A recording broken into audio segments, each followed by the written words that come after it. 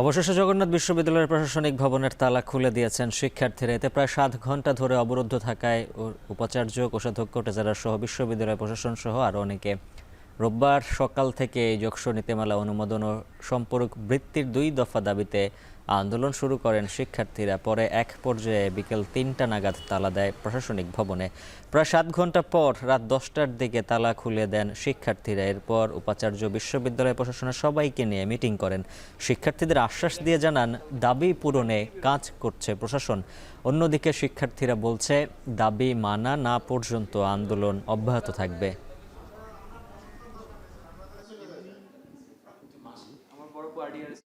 যোগসু যে অজুহাতটা তারা দেখাচ্ছে, যোগসুর আইন করতে হবে, এই মন্ত্রণালয় ওই মন্ত্রণালয় বিভিন্ন তারা দেখাচ্ছে যে এই মিনিস্ট্রিতে যেতে হবে, ওই মিনিস্ট্রিতে যেতে হবে। সম্পূরক বৃত্তি যেটা আছে সেটা আমাদের প্রশাসন এখন পর্যন্ত কাকে দিবে, কোন প্রসেসে দিবে, নির্বাচিত ব্যক্তি কারা, এগুলো নিয়ে সুনির্দিষ্ট কোনো রোডম্যাপ বা নির্বাচিত কোনো প্রার্থীকে করা হয় নাই।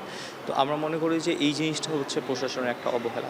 আসলে ছাত্রদের যে দুটো দাবি, এই দুটো কিন্তু অগ্রসরমান পূরণের পথে আর কি। যকসুর জন্য তো আমরা কার্যকর পদক্ষেপ নিয়েছি, তাদের দুটো দাবি পূরণ হবে, একটু হয়তো সময় লাগছে।